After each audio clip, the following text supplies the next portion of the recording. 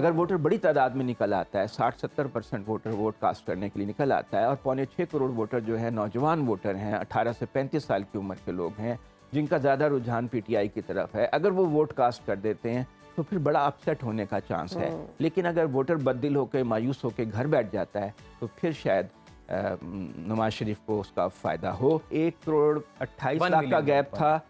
یا 10 لاکھ کا ہو گیا تھا، اب وہ 99 لاکھ کا ہے، ابھی بھی 99 لاکھ کا ہے، یعنی 99 لاکھ خواتین کم ہیں، حالانکہ آبادی میں زیادہ ہیں، ووٹنگ میں ہمارے ہاں بہت سے علاقے ہیں جہاں پہ عورتوں کا ووٹ ڈالنا جو ہے وہ صحیح نہیں سمجھا جاتا، اور اس لیے یہ ایک بڑا تشویشناک پہلو ہے کہ عورتوں کی جو فرنچائز ہے اس کو یقینی بنانے کے لیے بہت سے اقدامات کیے بھی گئے ہیں، لیکن قبائلی معاشرہ جہاں پر ہے یا فیوڈل معاشرہ ہے یا رورل دیہی معاشرہ ہے، وہاں پہ عورتوں کی ابھی بھی پوری طرح نمائندگی نہیں ہوتی۔ جب اس طرح کے معاملات ہو رہے ہیں تو دوسری جانب پھر تاثر بنتا ہے کہ نون لیگ از دی کنگز پارٹی، ان کو فیور مل رہی ہے کیونکہ ان کو جب عدالتوں سے ریلیف ملتا ہے تو پھر ان پر فیوریٹ پارٹی ہونے کے جو ہیں وہ ریمارکس ان کے دیے جا رہے ہیں دوسری سیاسی جماعتوں کی جانب سے، تو یہ اٹ سیلف نون لیگ کے لیے کتنا ڈینجرس ہے یہ؟ دیکھیے، نون لیگ کی بظاہر تو عوام میں مقبولیت کم ہوئی ہے،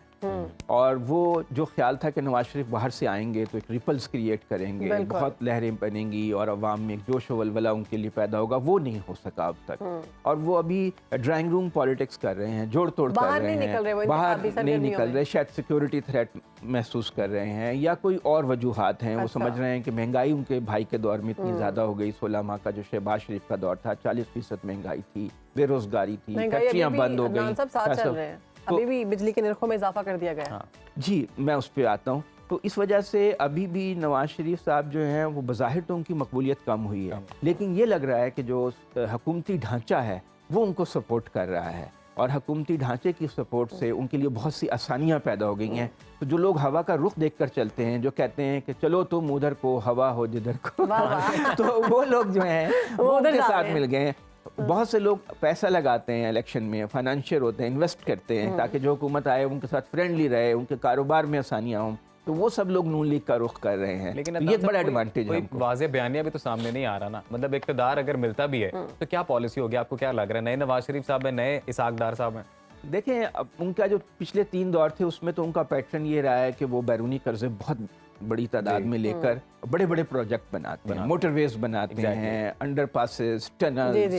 تو اب بھی ان کا فوکس تو یہی ہوگا، ہو سکتا ہے اس دفعہ وہ ML1 کا پروجیکٹ جو ریلوے والا پروجیکٹ ہے وہ شروع کر دیں، لیکن اس کا نقصان یہ ہوتا ہے ملک قرضوں کے بوجھ تلے دبتا چلا جاتا ہے، اور جو بیرونی قرضے آپ نے لیے، اب $125 ارب کے پاکستان کے اوپر قرضے ہیں، وہ دینے کے لیے ہمارے پاس پیسے نہیں ہیں، واپس کرنے کے لیے، ان کو واپس کرنے کے لیے قرضے مانگ رہے ہیں، اب باہر کے لوگ وہ بھی ہمیں نہیں دے رہے ہیں، تو یہ ایک ایشو ہے۔ لیکن نواز شریف صاحب جو ہیں وہ زیادہ دور اس بات پہ دے رہے ہیں کہ عمران جو بانی چیئرمین پی ٹی آئی ہیں ان کے اوپر تنقید کریں، لیکن یہ کہ اس کا کوئی خاص ابھی تک تو رزلٹ نظر نہیں آ رہا، ہو سکتا ہے بعد میں آ جائے۔ عادل صاحب، اب اس سے پہلے ہم دیکھ رہے تھے انتخابات کی جب باتیں چل رہی تھی، جب تک ڈیٹ اناؤنس نہیں ہوئی تھی، ڈیٹ اناؤنس ہونے کے بعد بھی ہم پی ٹی آئی کی جانب سے اور پیپلز پارٹی کی جانب سے یہ شور سن رہے تھے کہ لیول پلینگ فیلڈ نہیں ہے اور لاڈلا بنا کر پیش کیا جا رہا ہے کنگ پارٹی نواز شریف کو، اور کنگ پارٹی نواز شریف اور نون لیگ، مطلب یہ سب کچھ، اور یہ جو سچویشن ہم دیکھ رہے ہیں پی ٹی آئی کے ساتھ جو ہو رہا ہے، تو یہ تو پھر ظاہر ہو رہا ہے کہ لیول پلینگ فیلڈ نہیں ہے۔ ہاں، لیول پلینگ فیلڈ نہیں ہے، اس کا جواز ان کے مخالفین یہ دیتے ہیں کہ چونکہ 9 مئی کو ان کا ریاست سے ٹکراؤ ہو گیا تو ایسا ہونا ہی تھا، بٹ یہ تو غیر قانونی۔ ہاں، ان کو قانونی طور پر آپ ممنوع قرار دلوا دیتے تھے، اس کا مطلب ہے آپ نے قانونی کارروائی نہیں کی تو آپ کے پاس پورا ایویڈنس نہیں ہے کہ وہ کورٹ میں جا کے برقرار رہ سکے، اس لیے آپ نے وہ قانونی رستہ اختیار نہیں کیا، انتظامی رستہ اختیار کیا کہ انتظامیہ کے زور پہ ان کو کرش کر رہے ہیں، اور اب دیکھنا یہ ہوگا کہ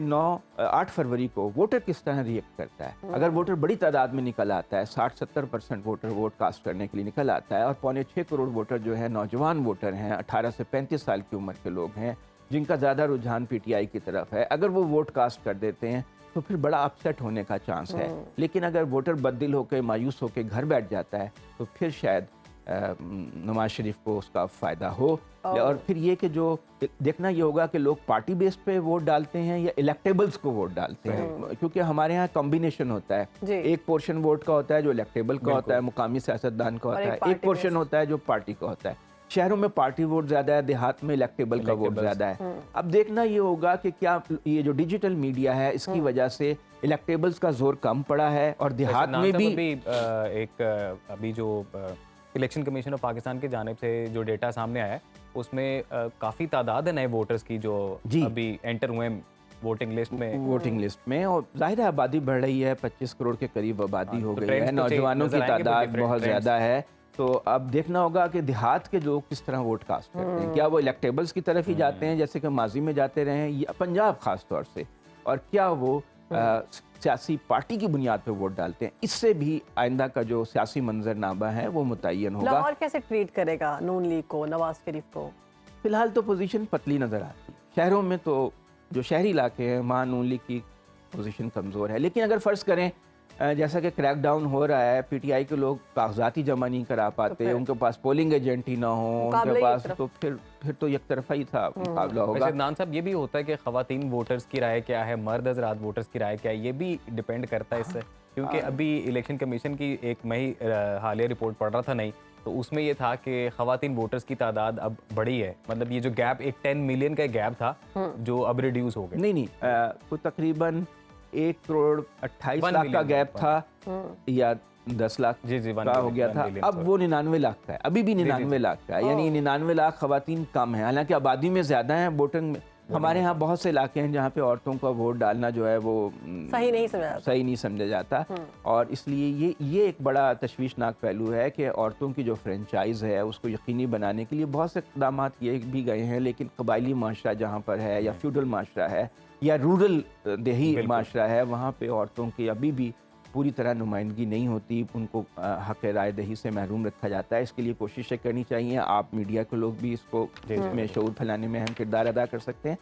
आपकी बात की तरफ आना चाहता हूँ, बिजली वाली बात आप तकरीबन ₹1.25 यूनिट बिजली बढ़ा दी गई है और अभी आ रहा है कि नेपरा शायद मंजूरी देगी और भी ज़्यादा बढ़ सकती है।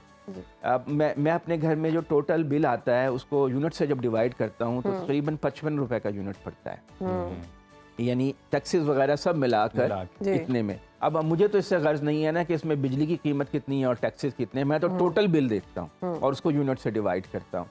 अब ये सूरत हाल इसलिए है कि हमने बहुत ज़्यादा महंगे बिजली के प्लांट लगाए। मसलन साहिवाल कोल प्लांट जो है ₹32 यूनिट बिजली देता है, जब उससे बिजली ₹32 की मिल रही है तो हुकूमत ज़ाहिर है उसे ₹20 की तो नहीं बेचेगी, वो तो उसको फिर ₹50 की उसकी तरसीलात पे भी खर्च आते हैं, मेंटेनेंस पे भी आते हैं। तो इसी तरह जो हमारे IPPs हैं उनसे अगर हम 100% बिजली ना भी खरीदें, उनसे हम 50% खरीदें, मतलब वो एक यूनिट जो है वो 800 मेगावाट बिजली बना सकता है, हुकूमत 400 मेगावाट खरीदती है, लेकिन उसको पेमेंट जो है 70% के बराबर करनी पड़ती है, उसकी कैपेसिटी जितनी है उसके मुताबिक डॉलर्स में पेमेंट करनी पड़ती है। तो जब डॉलर महंगा होता है तो बिजली भी महंगी हो जाती है, क्योंकि हुकूमत को ज़्यादा पैसे देने पड़ते हैं। तो ये हमने जो माहदे किए निजी बिजली घरों से, और उनकी बिजली बनती है इम्पोर्टेड कोल से, इम्पोर्टेड LNG से, इम्पोर्टेड ये डीजल और फर्नेस ऑयल से। तो जब उनकी कीमतें बढ़ती हैं, जब डॉलर की कीमत बढ़ती है, पाकिस्तान की करेंसी डिवैल्यू होती है, तो बिजली की कीमत ऑटोमेटिक बढ़ने लगती है। अभी भी हुकूमत को तकरीबन 2,500 अरब रुपए का खसारा गर्दिशी कर्ज का सामना है इतनी कीमत बढ़ाने के बावजूद। फिर हुकूमत को तकरीबन 17% तो बिजली का लॉस शो किया जाता है, लाइन लॉसेस, और जो बिजली अदम अदायगी है, जो लोग बिल ही नहीं देते हैं, हुकूमती इदारे भी उसमें शामिल हैं और प्राइवेट भी, बास जगह पे 40% बिजली की कीमत मौसूल ही नहीं होती, हुकूमत को वसूल ही नहीं होती। तो बस 2024 का जो आवाम को तोहफा दिया जा रहा है वो गवर्नमेंट की जानिब से वो ये है कि 22 अरब 29 करोड़ का इजाफी जो बोझ है आवाम पर डाल, ये तो हर 2-3 महीने बाद डाल दिया जाता है, और उसमें गरीब आदमी ज़्यादा पिस रहा है, क्योंकि जिसकी आमदनी कम है। फ़र्ज़ करें कि एक आदमी की तनख्वाही 28-23 हज़ार 30 हज़ार रुपये है, वो अगर बिजली का बिल ही 5-6 हज़ार रुपये का दे देगा तो उसके पास फिर क्या बचेगा? अदनान साहब, 5-6 हज़ार तो बड़ा कम है। पिछले दिनों हमने देखा लोगों ने एहतजाज किया जब लोग घरों से बाहर निकले, वो 1 करोड़ से ज़्यादा सार्फिन के साथ वो एक स्कैम हुआ کہ ان کے جتنے ان کی یونٹس تھے ٹیکس تھا اس سے ڈبل ان سے بل لیا گیا. جی میں خود اس کا وکٹم ہوں. میرے جو میٹر کا فوٹو اس پہ آنی چاہیے وہ نہیں آتی, دھندلی آتی ہے, کیونکہ وہ ایوریج بل ڈالتے ہیں. یہ معاملات تو چوری کسی کو کراتے ہیں, بل کسی سے وصول کرتے ہیں. اب جو کرپشن اتنی زیادہ ہر معاشرے کے ہر شعبے میں پھیل گئی ہے, اس کا خمیازہ عام آدمی کو بھگتنا پڑتا ہے. عدنان صاحب وقت ہمارا ختم ہو چکا ہے, بہت شکریہ آپ نے ہمیں وقت دیا.